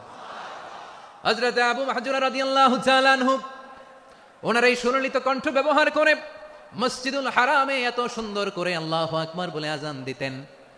মানুষগুলোর, মুসল্লিগুলোর, মক্কাবাসীর হৃদয়কে তিনি বিগলিত করে দিতেন, মানুষের হৃদয়কে ঠান্ডা হয়ে যেত। শুধু এখানেই শেষ না আমার যশোরের ভাইয়েরা, বিশ্বনবী যখন সাইয়েদনা আবু মাহজুরা রাদিয়াল্লাহু তাআলা আনহুকে আজান শিখাচ্ছিলেন, বলেন তো বিশ্বনবীর হাতটা কোথায় ছিল? আবু মাহজুরার মাথার সামনে, এই চুলের উপরে ছিল। আবু মাহজুরা ওই স্মৃতিটাকে ধারণ করবার জন্য, ওই স্মৃতিকে বহন করার জন্য বিশ্বনবীর মোবারক হাত আবু মাহজুরার কপালের চুলের যেই জায়গায় লেগেছে, মৃত্যুর আগের দিন পর্যন্ত আবু মাহজুরা মাথার ওই চুলে কোনোদিন ছুরি আর কামার লাগায় নাই, সেখানে কেচি লাগায় নাই, চুলের মধ্যে খুর লাগায় নাই। আবু মাহজুরা ডান দিকের চুল কাটতো, বাম দিকের চুল কাটতো, পেছনের চুল কাটতো, সামনের চুল কাটতো না। আবু মাহজুরা রাদিয়াল্লাহু তাআলা আনহুর সামনের চুলগুলো বড় হতে হতে যখন এত বড় হয়ে যায়, তিনি চুলগুলো পেঁচিয়ে মাথার মধ্যে রাখতেন, তারপরে তিনি পাগড়ি পরতেন। সবাই জিজ্ঞেস করতো, আবু মাহজুরা, এটা আবার কেমন স্টাইল? দেখতে তোমারে কি বিদঘুটে লাগে? কেমন অড লাগে? কেমন খারাপ দেখা যায়? মক্কায় এমন কোনো মানুষ তো দেখি নাই, ডানে চুল কাটে, বায়ে চুল কাটে, পেছনে চুল কাটে, সামনে কাটে না। ওরে আবু মাহজুরা, কেমন দেখা যায় তোমারে? তুমি সামনের চুল কাটো না কেন? আবু মাহজুরা বলে, আমি হাঁটু গেড়ে পেয়ারা নবীর সামনে বসেছিলাম, আমার এই মাথার চুলের মধ্যে মুবারক হাত লাগিয়ে বিশ্বনবী নিজে আমাকে আজানের প্রতিটা বাক্য শিক্ষা দিয়েছেন। বিশ্বনবীর মুবারক হাত, পবিত্র হাত আমার মাথার চুলের যেই জায়গায় লেগেছে, আমি চাই ওই চুলগুলা নিয়ে আমি আমার কবরের ভিতরে যাব। সাইয়েদনা আবু মাহজুরা রাদিয়াল্লাহু তাআলা আনহু ইন্তেকালের আগের পর্যন্ত মাথার সামনের চুলগুলা কাটে নাই। মাথার সামনের চুল তিনি কাটেন নাই। সুবহানাল্লাহ বিহামদি। কেমন ভালোবাসতেন বিশ্বনবী সাহাবীদেরকে, সাহাবারা কেমন ভালোবাসতেন বিশ্বনবীকে। সামনের চুলগুলো বড় হতে হতে এত বড় ছিল, পেঁচিয়ে রেখে পাগড়ি করতেন, কাটতেন না। নবীর হাত লেগেছিল। সুবহানাল্লাহ পড়েন। তাহলে what is the lesson, moral of the story কি? মোরাল অফ দ্য স্টোরি হচ্ছে, আসছিল আজানকে ব্যঙ্গ করার জন্য, বিকৃত করার জন্য, হয়ে গেল মসজিদুল হারামের মুয়াজ্জিন। দেখেন বিশ্বনবী একটা খারাপ সিচুয়েশনের মধ্যে থেকে কি ভালো জিনিস বের করে আনলেন। আমি যে শুরুতে বলেছি কিভাবে তিনি হিউম্যান রিসোর্সকে ডেভেলপ করেছেন, ম্যানেজ করেছেন। তিনি যে চৌকস ট্যালেন্ট হান্টার ছিল, দেখেন সবার মধ্যে থেকে এর বাছাই করে মুয়াজ্জিন বানাই দিয়েছেন। সুবহানাল্লাহ পড়েন। তার মানে এই না সবাইরে ধরে ধরে উনি মুয়াজ্জিন বানাইছেন। যার যেই ট্যালেন্ট আছে তাকে ওই কাজে অ্যাসাইন করেছেন, যার যেই প্রতিভা আছে তার প্রতিভাকে ইসলামের কাজে লাগিয়েছেন। সুবহানাল্লাহ পড়েন। যায়েদ বিন সাবেত রাদিয়াল্লাহু তাআলা আনহু নাম শুনেছেন? বিশ্বনবী দেখলেন মদিনার এই আনসারী সাহাবী হাইলি ট্যালেন্টেড, ইন্টেলেকচুয়াল, মেরিটোরিয়াস, জ্ঞানের প্রতি তার আকর্ষণ, মারাত্মক আকর্ষণ। বিশ্বনবী তাকে দায়িত্ব দিলেন, কোরআন যা নাজিল হয় তুমি লিখো, কাতিবুল ওয়াহি বানায় দিলেন। সুবহানাল্লাহ। যায়েদ বিন সাবেতরে আবার আজান শিখান নাই, কারণ তার মধ্যে বিশ্বনবী প্রতিভা দেখেছেন, একাডেমিক প্রতিভা। বিশ্বনবীর একাডেমিক প্রজেক্টগুলো তিনি হ্যান্ডেল করতেন। যায়েদ বিন সাবেত ছিল বিশ্বনবীর ব্যক্তিগত সচিব। কি ছিল? ব্যক্তিগত সচিব। বোঝেন নাই? বিশ্বনবীর ব্যক্তিগত সচিব এবং দোভাষী। ইহুদিরা কিছু লিখে দিলে এটার অর্থ বিশ্বনবীরে বুঝাই দিতেন, আবার ইহুদিদের কাছে কিছু লিখতে হলে তিনি লিখে দিতেন। বিশ্বনবী একদিন বললেন, ইন্নী ওয়াল্লাহি মা আমানু ইয়াহুদা আলা কিতাব। ইহুদিরা যে চিঠি পাঠায় অর্থ তো বুঝি না, আরেক ইহুদি আইনে অর্থ করা লাগে। আবার ইহুদিদের কাছে কিছু লিখে পাঠাইতে চাইলে আমরা তো লিখতে পারি না, ইহুদিরে দিয়ে লেখা লাগে। ওরা যে পয়রা শোনায় লিখে দেয়, আমি ওদের বিশ্বাস করি না। আমার নিজের একজন লোক দরকার। বিশ্বনবী এই যায়েদ বিন সাবেতকে চুজ করলেন ল্যাঙ্গুয়েজের জন্য। উনি বললেন, যায়েদ তোমার সফট স্কিলকে ডেভেলপ করতে হবে, তুমি হিব্রু ল্যাঙ্গুয়েজ শিখে ফেলো। যায়েদ বিন সাবেত বলল, বিশ্বনবীর মোটিভেশন আর ইন্সপিরেশন পেয়ে আমি 15 দিনে ইহুদিদের এই হিব্রু ল্যাঙ্গুয়েজ শিখে ফেললাম। শুধু শিখে ফেললাম না, হাত্তা হাদিকতু, even I became master in the language. এই ভাষা আমি পারদর্শী হয়ে গেলাম। এরপরে ইহুদিরা চিঠি লিখে পাঠালে আর কোনো ইহুদি ডাকা লাগতো না, আমি নবীর এটার অর্থ শুনে পরে বুঝাই দিতাম। আবার ইহুদিদের কাছে চিঠি লেখা লাগলে আমি যায়েদ বিন সাবেত চিঠি লিখে দিতাম। সুবহানাল্লাহ। দেখেন এত সাহাবীর মধ্যে থেকে বিশ্বনবীর একাডেমিক প্রজেক্ট, ব্যক্তিগত সচিব, দোভাষী হিসেবে তিনি যায়েদ বিন সাবেতের মতো তরুণকে নির্বাচিত করেছেন। কেমন ট্যালেন্ট হান্টার ছিল আমার নবী। সুবহানাল্লাহ পড়বেন না? বিশ্বনবীর ইন্তেকালের পরে সাইয়েদনা আবু বকর রাদিয়াল্লাহু তাআলা আনহু যখন খলিফা হয়ে আসলেন, কোরআনকে সংকলনের দায়িত্ব দেয়া লাগবে, কোন সাহাবীকে দিবেন? সব সাহাবারা মিলে পরামর্শ করলেন। সাইয়েদনা আবু বকর, ওমর সবাই মিলে এই বিশাল কোরআন সংকলনের গুরু দায়িত্ব বিশ্বনবীর ব্যক্তিগত সচিব, বিশ্বনবীর দোভাষী, বিশ্বনবীর সিলেক্ট করাই লোক যায়েদ ইবনে সাবেত রাদিয়াল্লাহু তাআলা আনহুকে দিয়েছে। এই যে আজকের যে কোরআন পড়েন, এটা আগে এরকম ছিল না। কোরআন নাজিল হলে সাহাবারা চামড়ার, ওটের চামড়ায় লিখে ফেলতো, ওটের চ্যাপ্টা হাড্ডির মধ্যে লিখে ফেলতো, গাছের গুড়ির মধ্যে লিখে ফেলতো, বিভিন্ন জনের কাছে ছড়ানো ছিটানো ছিল। আবু বকর রাদিয়াল্লাহু তাআলা আনহু একসাথে করলেন, পরবর্তীতে উসমান রাদিয়াল্লাহু তাআলা আনহু একসাথে করলেন 114 সূরার। এখন এই মুসহাফ, এই কম্পাইলেশন, এই কপি আমরা পেয়েছি, যার হিউজ কন্ট্রিবিউশন ছিল। এই পুরো কোরআন কম্পাইলেশনের প্রজেক্ট ম্যানেজার ছিল যায়েদ বিন সাবেত রাদিয়াল্লাহু তাআলা আনহু। কোরআন কম্পাইলেশনের প্রজেক্ট ম্যানেজার। দেখেন উনারে মাথায় হাত দিয়ে আজান শিখায় নাই। সুবহানাল্লাহ কইবেন না? তাহলে প্রথম সাহাবী আবু মাহজুরাকে মুয়াজ্জিন বানাইলেন, যায়েদ বিন সাবেতকে ব্যক্তিগত সচিব আর দোভাষী বানালেন, মুসআব ইবনে উমাইর রাদিয়াল্লাহু তাআলা আনহুকে ইসলামের প্রথম অ্যাম্বাসেডর বানালেন। কি নাম? He was the first ambassador in Islam. ইসলামের প্রথম ডিপ্লোম্যাট, ইসলামের প্রথম কূটনৈতিক মুসআব ইবনে উমাইর, মক্কার তরুণ যুবক। উনি পারফিউম লাগাইলে মানুষ দেখলেই বুঝতো এটা মুসআব লাগাইছে। এমন স্মার্ট, ড্যাশিং ফেস, এমন পার্সোনালিটির মানুষ ছিল মুসআব রাদিয়াল্লাহু তাআলা আনহু। কারণ যিনি ইসলামের স্পোকম্যান হবেন, মুখপাত্র হবেন, তার স্মার্ট হওয়ার দরকার আছে না নাই? আকাবার প্রথম শপথ যখন হলো, তাদের সাথে বিষ্ণু ইসা ইসলাম মদিনাতে একজন মুখপাত্র পাঠালেন, ডিপ্লোম্যাটকে পাঠালেন, অ্যাম্বাসেডর অফ ইসলাম। তিনি হচ্ছেন মুসআব ইবনে উমাইর। পড়েন সুবহানাল্লাহ। জুমার বিধান নাজিল হয়েছে, কিন্তু মক্কায় পরিবেশ নাই জুমা পালনের। বিষ্ণু ইসা ইসলাম একজনকে দিয়ে খবর পাঠালেন, যাও মদিনায় মুসআবকে যেয়ে বলো, মুসআব তো আমার শিক্ষক, আমার স্পোকম্যান, মদিনাতে যেন তারা জুমা কায়েম করে। বিশ্বনবীর আগেই মুসআব মদিনার মুসলিমদেরকে নিয়ে মদিনায় প্রথম জুমা কায়েম করে ফেলছে। সুবহানাল্লাহ। ডিপ্লোম্যাটদের কেমন হইতে হয়, অ্যাম্বাসেডারের কেমন হইতে হয়, মুসআব রাদিয়াল্লাহু তাআলা আনহুর কাছ থেকে শিখে নাও। তাহলে মুসআব রাদিয়াল্লাহু তাআলা আনহুকে বিশ্বনবী ল্যাঙ্গুয়েজ শিখান নাই, সফট স্কিল শিখান নাই। যায়েদ রাদিয়াল্লাহু তিনি হিব্রু ল্যাঙ্গুয়েজ শিখেছেন, সুরিয়ানি শিখেছেন, কিন্তু মুসআবকে তিনি বানিয়েছেন the spokesman of Islam, the first diplomat, the ambassador of Islam. Abdullah ibn Abbas রাদিয়াল্লাহু তাআলা আনহু, বিশ্বনবীর কাজিন, চাচাতো ভাই। আবার মাইমুনা রাদিয়াল্লাহু তাআলা আনহু, মাইমুনা নবীর স্ত্রী, তিনি ছিলেন আব্দুল্লাহর আপন খালা। তো নবীর বউ যদি ওনার খালা হয়, নবী তার কি খালু, তাহলে সম্পর্ক অনেক গভীর, কাজিন আবার খালু, ছোট্ট মানুষ, তাই রাতে মাঝে মাঝে ঘরে থাকতো। বিশ্বনবী দেখলেন আব্দুল্লাহ যেহেতু আমার ঘরে ঢুকতে পারে, আব্দুল্লাহরে এই উম্মতের বড় শিক্ষাবিদ বানাইতে হবে, তাই আব্দুল্লাহ ইবনে আব্বাসকে বিশ্বনবী হাতে কলমে শিক্ষা দিয়েছেন। তো বিশ্বনবী রাতে যখন তাহাজ্জুদ পড়তেন, ছোট্ট আব্দুল্লাহ ঘরে থাকতো, বুঝতে পেরেছেন, ছোট্ট মানুষ তো ঘরে থাকতো। তো বিশ্বনবী তাহাজ্জুদের জন্য একবার দাঁড়িয়েছেন, ছোট্ট আব্দুল্লাহ ওযু করে দাঁড়াইছে। আচ্ছা বলেন তো, ইমাম আর মুসল্লি মোট যদি দুইজন হয়, একজন ইমাম একজন মুসল্লি, তো মুসল্লি ইমামের কোন দিকে দাঁড়াবে? ডানে দাঁড়াবে। ছোট্ট আব্দুল্লাহ বুঝে নাই, বিশ্বনবী তাহাজ্জুদ শুরু করেছেন, উনি একতেদা করছেন আর দাঁড়াইছেন বায়ে। কোথায় দাঁড়িয়েছেন? আব্দুল্লাহ বলেন, যখন আমি বায়ে দাঁড়ালাম, আখাযা রাসূলুল্লাহ সাল্লাল্লাহু আলাইহি ওয়াসাল্লাম উযুনি আল ইউমনা ইয়াফতিলুহা, বিশ্বনবী নামাজরত অবস্থায় আমার কান ধরে টেনে আমার ডান দিকে এনে দাঁড় করায় দিলেন। পড়েন সুবহানাল্লাহ। দেখেন হাতে কলমে শিক্ষা। আর জীবনে ভুলাবে? কথা কয় না, আর ভুলাবে? আর ভুল হবে না। এভাবে বিশ্বনবীর অনেক সঙ্গ পেয়েছেন, সফর করেছেন, একই বাহনে বসেছেন, এক বাহনে বসে লম্বা নাসিহত করেছেন। আব্দুল্লাহ, চাইতে হলে আল্লাহর কাছে চাও, সাহায্য চাইতে হলে আল্লাহর কাছে সাহায্য চাও। মনে রাখো, গোটা বিশ্বের সবাই যদি তোমার সাহায্য করতে চায়, ততটুকুই করতে পারবে যতটুকু আল্লাহ তোমার নসিবে রেখেছে। গোটা বিশ্ব যদি তোমার বিরুদ্ধে ষড়যন্ত্রে দাঁড়িয়ে যায়, ক্ষতি ততটুকু করতে পারবে যতটুকু তোমার জন্য বরাদ্দ আছে, এর বাইরে কিছু করতে পারবে না। আওয়াজ করে বলেন ঠিক কিনা? এভাবে হাতে কলমে শিখিয়েছেন, বিশ্বনবীর সঙ্গ পেয়েছেন। উনাকে বিষ্ণু ইসলাম শিক্ষাবিদ, এডুকেটেড অফ দিস উম্মাহ হিসেবে সিলেক্ট করেছেন, হাতে কলমে শিখিয়েছেন। বিশ্বনবী একবার প্রকৃতির ডাকে সাড়া দিয়ে এসেছেন, এখন কি করতে হবে? নামাজের জন্য অজু করতে হবে। বিশ্বনবী এসেই দেখেন অজুর বদনায় পানি ভরা, খুশি হয়ে গেলেন, বললেন কে রেখেছে পানি? একজন বলল আব্দুল্লাহ রেখেছে। বিশ্বনবী অত্যন্ত খুশি হলেন, খুশি হয়ে একটা দোয়া করলেন, বললেন আল্লাহুম্মা ফাক্কিহু ফিদ্দীন ওয়া আল্লিমহু তা'ওয়ীল, আল্লাহ তুমি আব্দুল্লাহকে দ্বীনের বুঝ দিও আর কোরআনের তাফসীর শিক্ষা দিও। বিশ্বনবীর এই দোয়া এমন লাগছে, উনি রাইসুল মুফাসসিরিন, এই পৃথিবীতে যত মুফাসসির ছিল, যত মুফাসসির আসবে, সকল মুফাসসিরের সম্রাট হিসেবে স্বীকৃত হয়েছেন আব্দুল্লাহ ইবনে আব্বাস। বিশ্বনবী ওনারে আজান শিখান নাই, বিশ্বনবী ওনারে ল্যাঙ্গুয়েজ শিখান নাই, বিশ্বনবী ওনারে অ্যাম্বাসেডর বানান নাই, হাতে কলমে শিক্ষা দিয়েছেন। ছোট্ট মানুষ, বিশ্বনবী ইন্তেকাল করলেন, আবু বকরের সময় গেল, ওমরে ফারুকের খেলাফত, তখনও তিনি তরুণ। ওমরে ফারুক রাদিয়াল্লাহু তাআলা আনহু ওনার ক্যাবিনেট মিনিস্ট্রির বৈঠকে এই আব্দুল্লাহ ইবনে আব্বাসকে পাশ দিয়ে বসায় রাখতেন।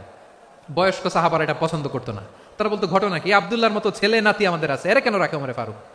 ওমরে ফারুক এটা টের পেলেন, তিনি বুঝতে পারলেন যে ক্যাবিনেট মেম্বাররা এটা পছন্দ করে না, ছোট্ট আব্দুল্লাহরা কেন রাখি, কেন যে রাখি, এটা একদিন বুঝাবো।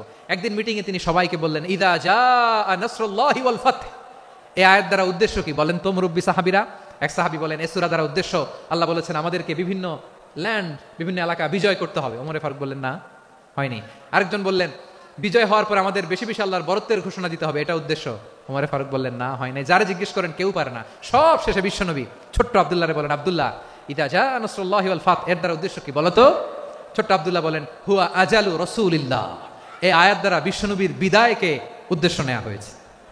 ওমরে ফারুক বললেন, হাযা হুয়া, এটাই তো সঠিক উত্তর, এটাই সঠিক তাফসীর এই আয়াতের। কারণ ইদা জাআ নাসরুল্লাহি ওয়াল ফাতহ, যখন আল্লাহর সাহায্য আর বিজয় আসবে, ওয়া রাআইতান নাসা ইয়াদখুলুনা ফি দীনিল্লাহি আফওয়াজা, আপনি দেখবেন দলে দলে ঢলে ঢলে বানের পানির মতো মানুষ ইসলামের দিকে ঢুকতেছে, ইসলামের বিজয় হয়েছে। তো ইসলামের বিজয়ের মিশন নিয়ে নবী আসছে, বিজয়ী যখন হয়ে গেছে, এখন তো নবীর বিদায় হবে। কোন সাহাবী এই সূক্ষ্ম কথাটা ধরতে পারে নাই, ওই আব্দুল্লাহ ছাড়া। আব্দুল্লাহ যখন উত্তর দিছে, সব সাহাবীদের টনক নড়েছে। এরপর থেকে কোনো ক্যাবিনেট মিটিং এ আর কোনো সাহাবারা কোনো প্রশ্ন করে নাই। আওয়াজ করে পড়েন সুবহানাল্লাহ।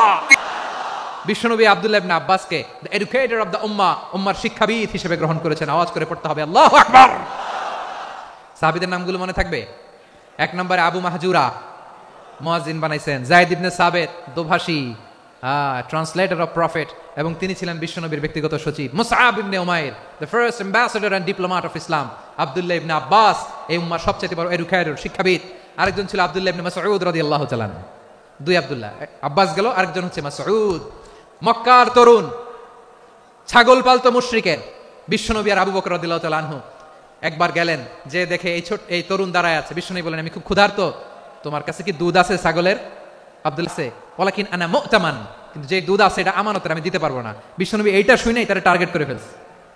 আনা মুতামান, দুধ আছে কিন্তু এটা আমার মালিকের, আমি তো দরদ দেখাই, আমার মালিকের দুধ আপনি পথিক, আপনারা দিতে পারি না। বিশ্বনবী টার্গেট করে ফেলছেন, এরে আমার কাজে লাগাইতে হবে। বিশ্বনবী বলেন, আচ্ছা ঠিক আছে, দুধ দিও না, কিন্তু এমন ছাগি আছে কিনা যেই ছাগির সাথে কোনো ছাগলের মিলন হয় নাই, তার ওলানে দুধও আসে নাই, বাচ্চাও নাই। এরকম ছাগির থেকে যদি আমি দুধ খাই তাহলে তো সমস্যা নাই। বলতেছে এরকম ছাগির থেকে দুধ খাইলে সমস্যা নাই, কারণ এরকম ছাগির ওলান থেকে দুধ আসবেও না। বলতেছে ঠিক আছে, এরকম একটা ছাগি নিয়ে আসা হলো। বিশ্বনবী বিসমিল্লাহ বলে ওই ছাগির ওলানে হাত দিলেন। হাত দিতে দেরি, পুরো ওলানটা দুধে ভরে যেতে দেরি হয় না। বিশ্বনবী আর আবু বকর রাদিয়াল্লাহু তাআলা আনহু দহন করে পেট ভরে খেলেন। এই দৃশ্য আব্দুল্লাহ ইবনে মাসউদের হৃদয়ে দাগ কাটলো। এই মুজিজা দেখে তিনি বললেন আশহাদু আল্লা ইলাহা ইল্লাল্লাহ ওয়া আশহাদু আন্না মুহাম্মাদুর রাসূলুল্লাহ। তিনি ষষ্ঠ মুসলিম ছিলেন, 6 নম্বর মুসলমান। ওনাকে টার্গেট করে বিশ্বনবী দেখলেন এমন ইন্টেলেকচুয়াল ব্রেন, উনি সূক্ষ্ম সূক্ষ্ম জিনিস বুঝে বেশি, ফিকহি জ্ঞান ওনার মধ্যে বেশি। বিশ্বনবী ওনাকে কোরআনের জ্ঞান শিক্ষা দিতে লাগলেন। উনি বিশ্বনবী সবার কাছে কোরআন শোনা, কিন্তু বিশ্বনবী নিজে আব্দুল্লাহ ইবনে মাসউদের কাছ থেকে কোরআন শুনতো। বিশ্বনবী একবার বললেন ইকরা আলাইয়া ইয়া মাসউদ। ইবনে মাসউদ একবার শোনাও তো কোরআন দেখি। আব্দুল্লাহ ইবনে মাসউদ বলে আকরাউ আলাইকা ওয়া আলাইকা উনজিল। নবী আপনার উপর কোরআন নাজিল হয় আর আমি আপনার সামনে কোরআন পড়বো। বিশ্বনবী বললেন ইন্নী উহিব্বু আন আসমাআহু মিন গায়রি। আমি নিজে পড়তে যেমনি ভালোবাসি, অন্যে পড়ুক আমি শুনবো, এটাও আমি ভালোবাসি। সূরা নিসা তিনি তেলাওয়াত করে শুনিয়েছেন। এমন সূক্ষ্ম বিষয় বিশ্বনবী উনাকে ধরিয়ে দিয়েছেন। উনি হয়ে গিয়েছেন আব্দুল্লাহ ইবনে আব্বাস, হয়েছেন রাইসুল মুফাসসিরিন, উনি হয়ে গিয়েছেন ফাকিহুল উম্মাহ। উনার চাইতে বড় ফকি এই পৃথিবী আর দেখবে না। চিল্লায় বলেন সুবহানাল্লাহ। উনি বলতেন ওয়াল্লাহি ইল্লাযী লা ইলাহা গায়রু মা উনজিলাত সূরাতুন ইল্লা ওয়া আনা আ'লামু আইনা উনজিলাত ওয়া ফীমা উনজিলাত। বিশ্বনবী এমন ভাবে কোরআনের দার্স আমাকে দিয়েছেন, কোরআনে যত সূরা নাজিল হয়েছে, যেখানে নাজিল হোক না কেন আমি জানি এটা কোথায় নাজিল হয়েছে এবং কোন প্রেক্ষাপটে নাজিল হয়েছে। এমন একটা সূরা নাই যে সূরার কোথায় নাজিল হয়েছে আমি মাসুদের জানা নাই, কোন প্রেক্ষাপটে নাজিল হয়েছে আমার জানা নাই। এরকম ঘটবে না। চিল্লায় বলেন আল্লাহু আকবার। এই আব্দুল্লাহ ইবনে মাসউদ রাদিয়াল্লাহু তাআলা আনহু ওমর ফারুকের সময় কুফার চিফ জাস্টিস ছিলেন। কুফা নগরীর চিফ জাস্টিস বুঝেন নাই? বিচারপতি। কি ছিলেন? সবাই বলে নাই কি ছিলেন? বিচারপতি ছিলেন। এবং ওনার যে ফিকহি জ্ঞানের ধারা, এটাই আলকামা, ইব্রাহিম আন-নাখাই, হাম্মাদ ইবনে সুলাইমান হয়ে ইমাম আবু হানিফা পর্যন্ত পৌঁছেছে। এবং ওনার ফিকহি জ্ঞানের ধারাই হানাফি মাযহাবে অ্যাকসেপ্ট হয়েছে। আজও এগুলো হানাফি মাযহাবে চর্চিত হয়। হানাফি মাযহাবের সব ফিক আব্দুল্লাহ ইবনে মাসউদের ফিকহি জ্ঞানের ধারা থেকে নেওয়া হয়েছে। চিল্লায় পড়েন সুবহানাল্লাহ। তাহলে উনাকে বিশ্বনবী বানিয়েছেন জুরিস্ট, আইনবিদ, ফকিহ। উনারে আজান শিখান নাই। হিউম্যান রিসোর্স ডেভেলপমেন্ট কিভাবে করবেন, মানব সম্পদের উন্নয়ন কিভাবে করতে হয়, কিভাবে যার যেখানে প্রতিভা কাজে লাগাতে হয় উনি দেখিয়েছেন। সুবহানাল্লাহ পড়বেন না? খালিদ বিন ওয়ালিদ কি ছিলেন? বীর যোদ্ধা। কিন্তু তিনি ইসলাম ধর্ম গ্রহণ করেছেন অনেক দেরিতে, 8ম হিজরিতে। তার মানে 8ম হিজরির আগে উনি মুশরিকদের পক্ষে লড়াই করেছেন। ওনার হাতে কত মুসলিম সাহাবী যে নিহত হয়েছে হিসাব নাই। বিশ্বনবী টার্গেট করে রাখছে, তুমি আমাদের মুসলিমদের এত ক্ষতি করলা, তুমি যখন মুসলমান হবা তোমারে দিয়ে আমি এমন কাম করামু যে এটা আর কেউ করতে পারবে না। খালিদ বিন ওয়ালিদ রাদিয়াল্লাহু তাআলা আনহু 8ম হিজরিতে মুসলিম হয়েছেন, মক্কা বিজয়ের আগে। তো মক্কা বিজয়ের আগে যখন মুসলিম হয়েছেন, এর আগে কি করছেন? কাফিরদের সাথে যুদ্ধ করেছেন। উনি ওহুদের যুদ্ধে মুসলমানদের যে পরাজয় ভাব, কঠিন পরিস্থিতির মুখোমুখি ওনার কারণে পেছন থেকে এমন আতর্কিত আক্রমণ করেছেন, মুসলমানদেরকে কচুকাটা করেছেন। 8ম হিজরিতে আল্লাহ তাআলা হেদায়েতের নূর দিয়ে ওনার হৃদয়টাকে উজালা করে দিলেন। লা ইলাহা এটা এমন বাণী যার হৃদয় একবার টাচ খাবে, এইটা থেকে সে আর পালিয়ে বেড়াতে পারে। ঝিনুকের ভেতর লুকিয়ে থাকে যেমন মতি, ঝিনুকের ভেতর লুকিয়ে থাকে যেমন মতি, কলমা শাহাদাতে আছে আল্লাহর জ্যোতি, কলমা শাহাদাতে আছে আল্লাহর জ্যোতি। ঠিক কিনা বলেন? মক্কা বিজয়ের আগে মুসলিম হলেন, হওয়ার পরেই বিশ্বনবীর টার্গেট ফুলফিল হলো। ওই যে টার্গেট করে রেখেছেন আর দোয়া করেছেন, খালিদ বিন ওয়ালিদ যদি মুসলিম হয় তাকে আমি মিলিটারি চিফ বানাবো। ওনাকে আজান শিখান নাই, ওনারে কান ধইরা নামাজের এই মাথা থেকে ওই মাথা আনান নাই, ফিকহি কোরআনের সূক্ষ্ম তাফসীর ওনারে শিখান নাই, অ্যাম্বাসেডর বানান নাই। বিষ্ণু ইসলাম উনাকে সামরিক অভিযানে প্রেরণ করেছেন। সামরিক অভিযানে তিনি প্রেরণ করেছেন। উনার জীবদ্দশায় উনার নেতৃত্বে যতগুলো যুদ্ধ হয়েছে, একটা যুদ্ধেও তিনি পরাজয় বরণ করেন নাই। ওমরে ফারুকের সময়কালে তিনি চিফ অফ মুসলিম মিলিটারি, মানে মুসলিম সেনাপতি হয়েছেন। তাহলে কিভাবে হিউম্যান রিসোর্স ব্যবহার করতে হয় গোটা বিশ্ব আমার নবীর কাছ থেকে শিখে নাও। খালিদ বিন ওয়ালিদ, ওনাকে বিশ্বনবী একটা উপাধি দিয়েছেন। উপাধিটা হচ্ছে সাইফুল্লাহিল মাসলুল, আল্লাহর নাঙ্গা তরবারি, আল্লাহর খোলা তরবারি, দ্য ওপেন সোর্ড অফ আল্লাহ। খালিদ বিন ওয়ালিদ মুসলিম সেনাপতি। হাসান বিন সাবেত রাসূলের সভাকবি, কালচারাল হিজিমনিকে ডিফিট করার জন্য। উনি ভালো অস্ত্র চালানো জানতেন না, ওই কাজে উনি যেতেন না। ওনার ছিল কাব্য প্রতিভা। কাফিররা কবিতা দিয়ে নবীকে গালি দিত, বিশ্বনবী বলতেন, ইয়া হাসান আজিব আন রাসূলিল্লাহ, তুমি নবীর হয়ে কাফেরদের এই কথাগুলোর জবাব দাও। বিশ্বনবীর একটা মিম্বার ছিল, বিশ্বনবীর মিম্বারের পাশাপাশি মসজিদে নববীতে এই হাসান বিন সাবিতের জন্য বিশ্বনবী একটা স্পেশাল মিম্বার বানিয়ে দিয়েছেন। এখান থেকে তুমি জবাব দাও। এবং বিশ্বনবী বলেছেন, আল্লাহুম্মা আইয়িদহু বিরূহিল কুদুস, আল্লাহ হাসান আমার পক্ষে জবাব দেয়, তুমি জিব্রাইল মারফত তাকে সাহায্য পাঠাইয়া দিও।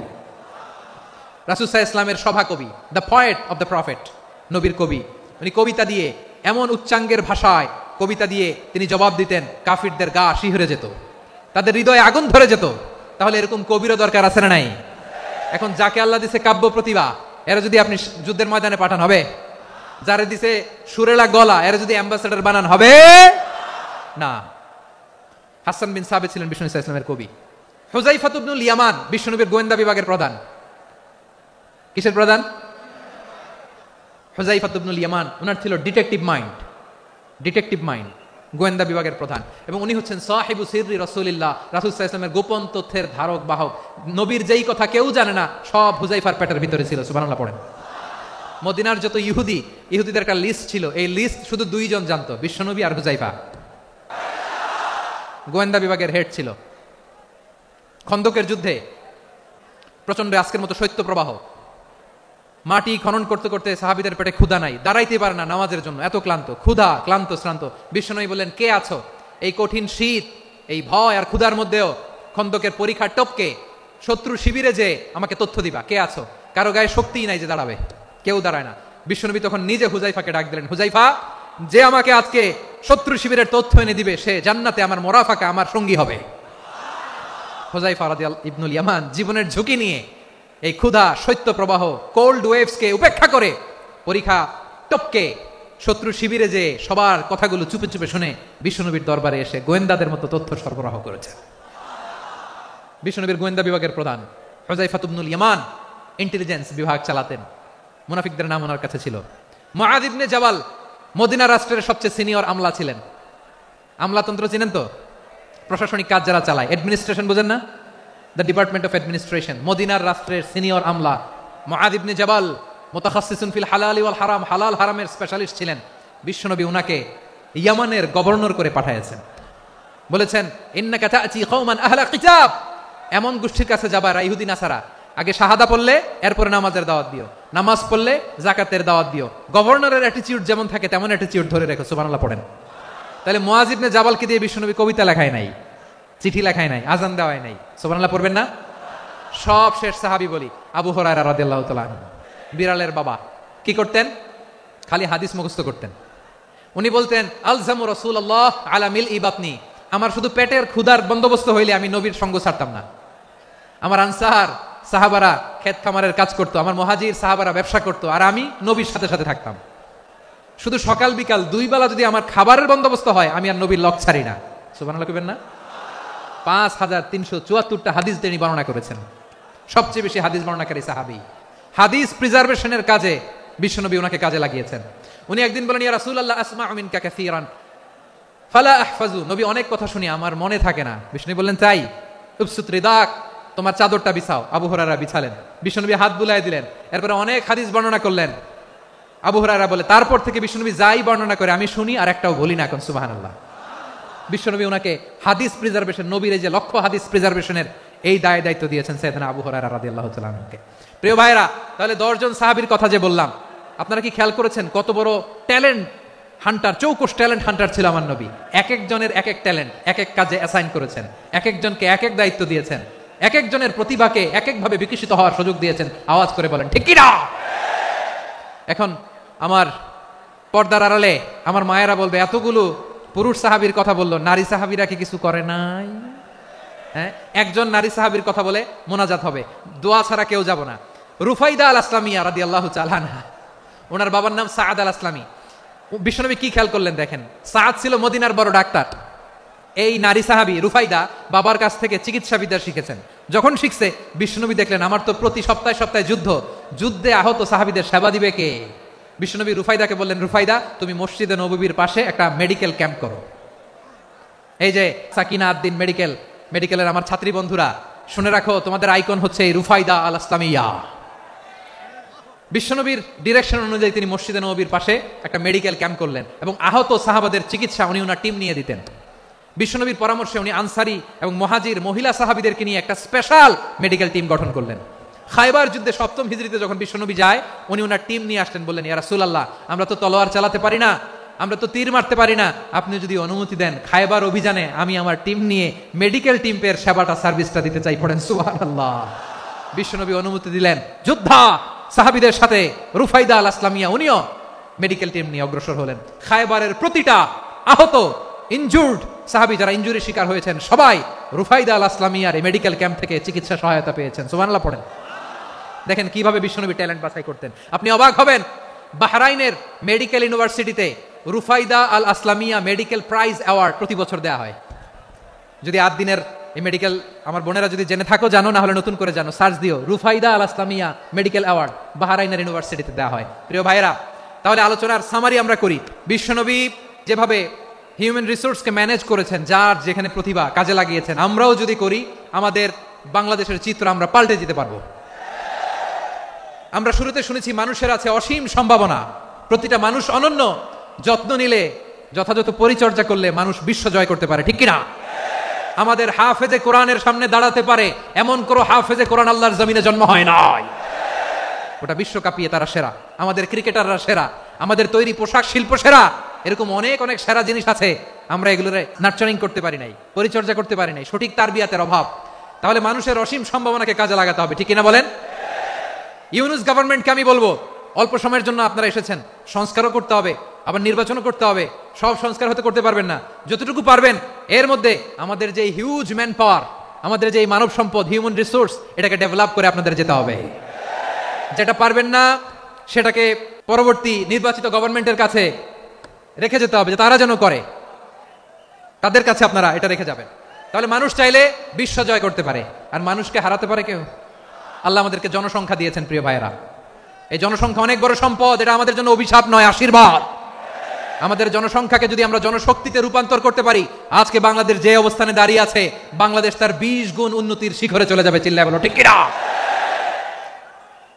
আমাদের শ্রমিক ভাইয়েরা বাইরে কাজ করে, আমাদের শ্রমজীবী ভাইয়েরা, প্রবাসীরা, তাদের ব্যাপারে গুরুত্ব দিতে হবে।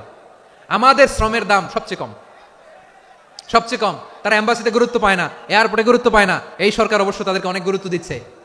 আমাদের অদক্ষ শ্রমিককে যখন আমরা দুবাই পাঠাই অল্প বেতন পায়, কিন্তু ইন্ডিয়ানরা দক্ষ শ্রমিক পাঠালে তার 3 গুণ বেতন পায়। আমরা আমাদের শ্রমিকদেরকে অদক্ষ ভাবে আর পাঠাতে চাই না, দক্ষ শ্রমিক পাঠিয়ে আমরা রেমিটেন্সের বন্যা বইয়ে দেব। তাদেরকে সবচেয়ে গুরুত্ব দিতে হবে। আমরা পেয়েছি ফ্রিডম ফাইটার, মুক্তিযোদ্ধা, আর আমার প্রবাসী ভাইরা হচ্ছে রেমিটেন্স ফাইটার। জোরে বলো ঠিক কিনা? তাহলে আমাদের এই জনশক্তিকে জনসম্পদে ট্রান্সফর্ম করতে হবে। সরকার জনগণকে এইভাবে পলিশ করতে হবে। মা বাবারা ছেলে মেয়েদের মধ্যে কার কোন যোগ্যতা তাকে ওইভাবে কাজে লাগাতে হবে। সবার A+ পাওয়ার কোনো দরকার নাই। আমাদের দেশে একটা টেন্ডেন্সি আছে, পরীক্ষায় A+ না পাইলে কই তুই কি করলি, পাশের বাড়ির ছেলে A+ পাইছে, যা ওর পা ধোয়া পানি খা। খাওয়া নাই, এগুলার খাওয়া নাই, ওরে আল্লাহ A+ পাওয়ার জন্য বানাইছে, আর আপনার ছেলেকে এই A+ গুলারে নিয়ন্ত্রণ করার জন্য আল্লাহ বানাইছে। ওকে দিয়ে আল্লাহ কি করবে আপনি জানেনই না। একটা A+, একটা A গ্রেড একটা মানুষের জীবনকে ঠিক করে দিতে পারে না। আপনার ছেলেকে আল্লাহ অন্যদিকে যোগ্যতা দিয়েছে, ওদের মনোবল ভাঙবেন না, খবরদার। যাকে দিয়ে যেটা হবে তাকে দিয়ে সেটা করতে হবে, তার প্রতিভাকে সেভাবে কাজে লাগাতে হবে। তাহলে আমাদের এই জনসংখ্যা জনসম্পদে রূপান্তরিত হবে। আমাদের সরকারের তত্ত্বাবধানে আমাদের 18 কোটি জনগণ দক্ষ জনশক্তিতে রূপান্তরিত হোক, আমরা চাই কি চাই না? আমরা ভালো মানুষ, শ্রেষ্ঠ মানুষ হতে চাই কি চাই না? ওই জাপানিজদের মতো সৎ, ওই ইউরোপিয়ানদের মতো কালচার্ড, আমাদেরকে আল্লাহ তাআলা কোরআন সুন্নাহ অনেক কিছু দিয়েছেন। যেহেতু বর্তমানে আমরা দেখছি তারা সৎ, তাদের মধ্যে ভ্যালু আছে, সেগুলো আমাদের মধ্যে আনার দরকার আছে না নাই?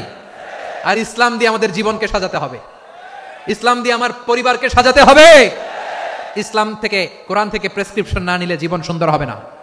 কোরআন থেকে প্রেসক্রিপশন না নিলে সমাজ সুন্দর হবে না।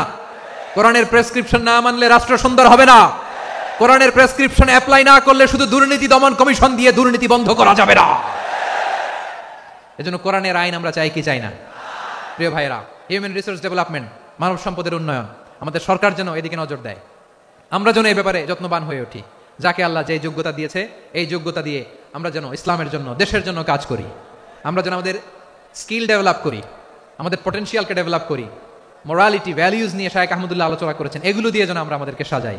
আল্লাহ তাআলা আমাদের দেশকে তুমি নিরাপদ করো, আমরা পড়ি আমিন। আল্লাহ আমার 18 কোটি জনগণকে তুমি জনশক্তিতে রূপান্তরিত করো, আমিন। আল্লাহ আমরা হাতে হাত রেখে কাঁধে কাঁধ মিলিয়ে ভাই ভাইয়ে যেন এই দেশকে গড়তে পারি, আল্লাহ তুমি তৌফিক দান করো, আমরা পড়ি আমিন। আসুন আমরা আমাদের জনসংখ্যাকে জনসম্পদে ট্রান্সফর্ম করি, আমাদের জনসংখ্যাকে আমরা যেন জনশক্তিতে রূপান্তরিত করি, জনসংখ্যাকে ট্রান্সফর্ম করে জনশক্তি দিয়ে আমরা যেন আগামীর বাংলাদেশ, স্বাধীন বাংলাদেশ 2.0 গড়ে তুলি। আল্লাহ তাআলা আমাদের সবাইকে কথাগুলো বোঝার আমল করার তৌফিক দান করুন। হাদা মা ইনদি ওয়াল ইলমু ইনদাল্লাহ আলাইহি তাওয়াক্কালতু ওয়া ইলাইহি উনীব। সুবহানাকাল্লাহুম্মা বিহামদিকা আশহাদু আল্লা ইলাহা ইল্লা আনতা আস্তাগফিরুকা ওয়া আতুবু ইলাইক।